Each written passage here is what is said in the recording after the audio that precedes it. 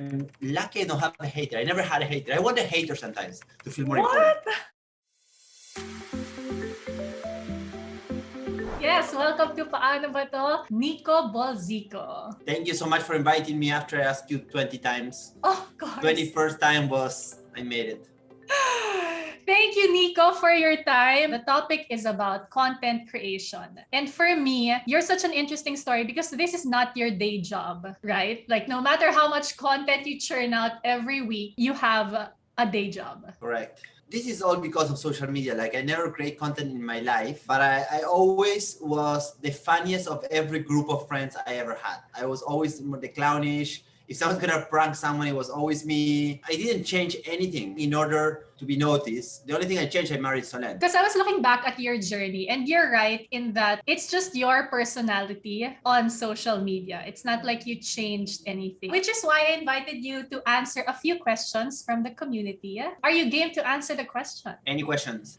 All right. Okay. So in the community, they asked a few questions and I picked out some for you. So this is from Kirsten. Do you experience artist's block too? If yes, how do you deal with it? Yeah, definitely. It's a lot. The most difficult part of a video concept is the idea. It's like to create it. Once you create it, and you don't even need to create it, you need to have the first spark and then you will build it from there. But I sometimes don't know. Like, I put so much effort and so much thinking, and like it is a mental block, and all the time happens, all the time. And two things that I do when that happens. First, I try not to stress, but basically it's normal. It's happened. It's a mental block. You may be tired or it might be a big day. And second, what really works for me, I just go for a run. Clear in my head, and when you're running, it's like things. I believe it's all connected. So if you feel better, things will flow better. And also, what I do when I have mental block, I do research, not to copy, but to see. Oh, okay. This is what they look at, and this is what they're focusing on. And another thing that I do, I look at my previous posts, because sometimes I try to check. Wait, sometimes I think I'm losing not from who I am, but like a little bit I'm trying too hard. Wait, what did I do before? What worked before? Why people like this? All those sort of things till it counts, but it's really, really, really normal. That's why I write them. I absolutely agree, and I guess it's also part of our work. Like you said, research. Like, the more we expose ourselves to different things, not even related to what we're supposed to do, sometimes the ideas come from there. Okay, the next question is from Karel. Can creativity be learned? Do you think someone who isn't creative can be in that kind of field? Yes, I 100% believe that. I don't believe in life. I don't believe in talent. Yeah, you can be talented, but I'm pretty sure that hard work can match up with whatever you can do with talent. And I apply that in sports. I apply that in life. I believe that discipline, hard work, and honesty, like good values, can take you a long way. And I do believe like creativity, we are all creative in different ways. Solen, she's an amazing artist. She's very creative, when she creates art. But when she needs to create a video, she comes to me. No, just kidding. She does a very good videos. But no, I think we're all creative in some way, somehow. It's a matter of, exercising that, putting the work that you need to put. Because if someone tells you, oh, I'm just so blessed with this and this, it's BS. There is so much hard work behind so many projects. And Bianca, you're one of the most professional hard workers person I've seen in the industry. So you know this better than anyone. There is a lot of hard work behind all of this project, and the creativity or the talent aspect of it is very little. It's just how much time you put on it, how much effort, how you focus on it. And at the end of the day, it's also a bit of courage of trial and error. And I think that's the beauty of social media today, that you can try. I mean, it's for good or for bad. For bad in the sense that you're as good as your last video. So something is very good, but people will forget very fast, and then you need to come with something else. And for good, is that whatever you do, people will forget. And there is another one, like, I don't even remember what I posted 3 months ago, right? So just try and experiment, and then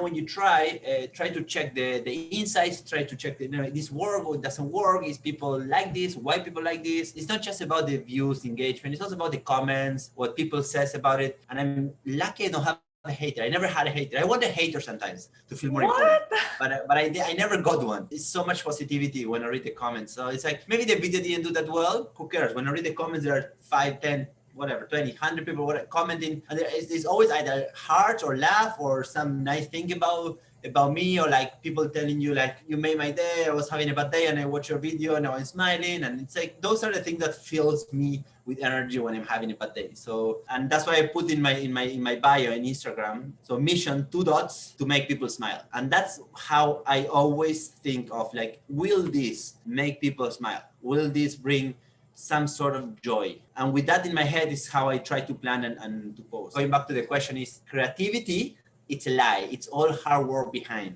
Don't worry about talent. We always said in Argentina, and with my football team when I was playing in Argentina, we always say attitude kills talent. Your attitude is way more important than your talent.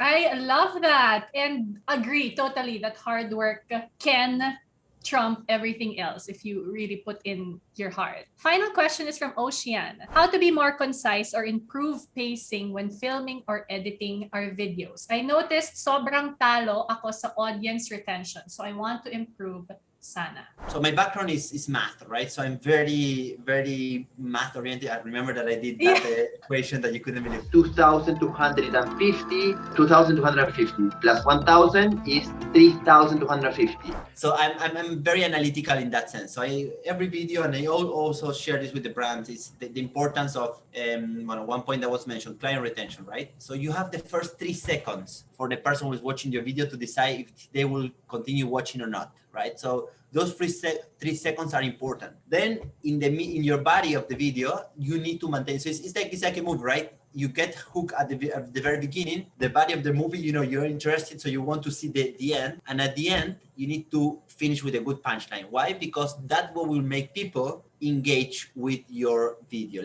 Because you can start very strong, you can continue it, but the end is really bad. Like in a movie, like the end is so bad, and it's like, oh my gosh, and then you end up in a down. If you do that, people will probably don't do much, will not like your video, will not comment on that. But if you finish with a punchline, that's what makes people like it, people share it, people comment, and that's when the whole algorithm of Instagram and Facebook, the first hour of your video will determine the next infinite hours, right? I'm very analytical, and all the videos that I have, I'll try to analyze, especially the branded ones. The ones that are not branded, I really just do it for fun, and then it's part of like to interact with the audience. But the ones that are branded, I really put that. And then every time for posting a video, I have to think, and I always tell the brands, we cannot underestimate our audience. They decide if they want to watch. You're not watching a movie and the commercials came and they stay in the TV because they're waiting for the movie to come back, right? Here, like it, swipe up or swipe left, swipe left. They can swipe, they can change app, they can change phones, they can change life if they want. And that's why I have these discussions a lot with the brands where, like, there's a lot of brands that are very old school, brands that have a long reputation, and they're very used to TV, and they want to put logos here, start with the logos. I'm like, that will kill the whole thing. It's not for free to add logos left and right and super brand. It's not for free. It's gonna cost you people. It's a whole science, but always for me, it's important is, and remember that the first hour of your video will determine the rest. I am so absolutely fascinated. So you're technically both left and right brain. Is that correct to say? I mean, left and right. Yeah, I think I'm not full of any. I think I'm like a little bit, and I have a lot of will. So the will is what make it happen.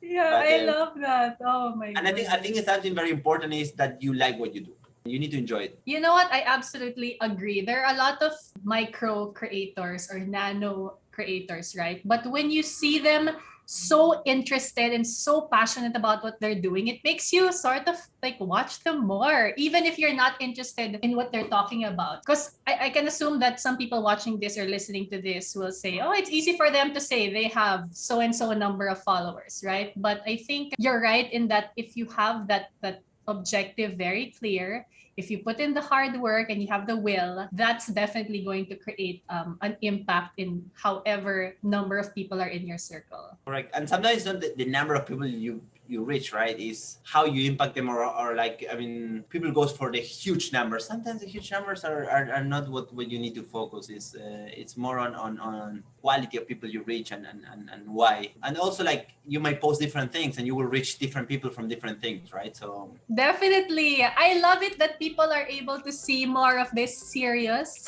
and intellectual side of Nico Bolzico. Bianchi, you keep amazing me. I always tell you, I mean, you're one of the best probably the best to work with. You're so professional, hard work, and you do so many things. But also, it's the first time I have an interview that is not about being a dad, being the husband, being like. This is really an original, like it's really an original interview. So you did it again. You surprised me again, Bianchi. Anytime, anything you need, from me, you have a yes. I really appreciate all you do, and literally love to. My wife loves you, by the way, also. Oh my goodness, I love your wife, you, and your daughter. I mean, mutual admiration club. So. What about my pets, Bianca? Yeah, also, okay, of course. Okay. Take it very good. Anytime you allow me to come back, I will come back. Oh, thanks for your time, Nico. Super appreciate it. Thank you so much. Hello, supers! I'm sure ang dami ninyong natutunan kay Nico.